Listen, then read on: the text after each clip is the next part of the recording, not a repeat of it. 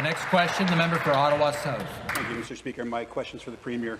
And I want to start by thanking all the PSWs who are out there working hard on the front lines every day, caring for the people that we care for most. I want to begin this question by saying we all have questions here. I know you have questions on the other side. And I know you've announced an independent commission of inquiry. I just would like to remind this House that the last independent commission of inquiry, both the FAO and the Auditor General called some of those results into question. That can't happen this time. Nobody can question the results of an inquiry. We owe that to families. We owe that to workers. We must ensure judicial independence. We need to get those questions answered. You have the same questions. I know you care the same amount, but we can't do a half measure. Question. So, Speaker, I respectfully ask on behalf of families that the Premier reconsider and call a public inquiry. Minister of Long-Term Care.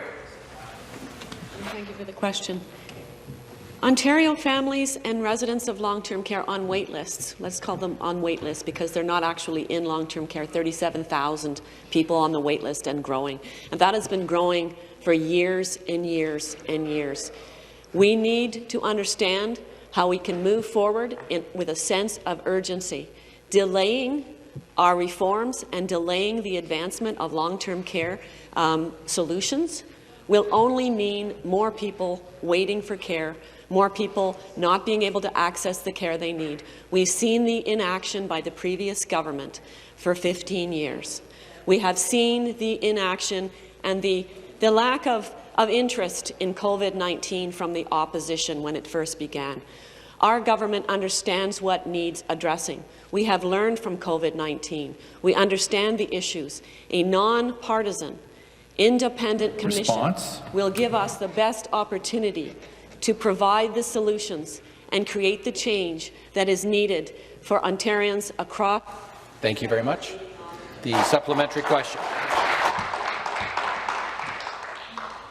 That was a disappointing response, Mr. Speaker. So, I don't understand the reluctance to allow judicial independence to look at our response.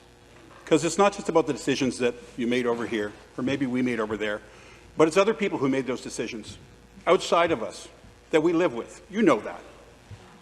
We can walk and chew gum, folks. We can walk and chew gum. We can have a commission, and we can have an independent inquiry. Nothing prevents us from doing that. We owe that to people. There are I know you have questions.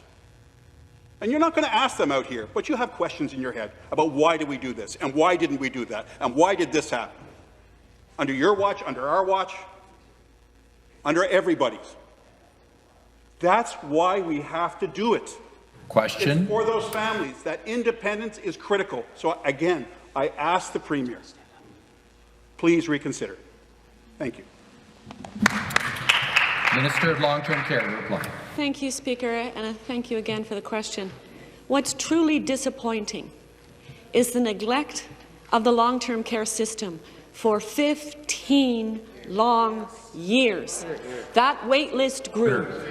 That wait list grew to the tens of thousands under the watch of the opposition come to order. Government.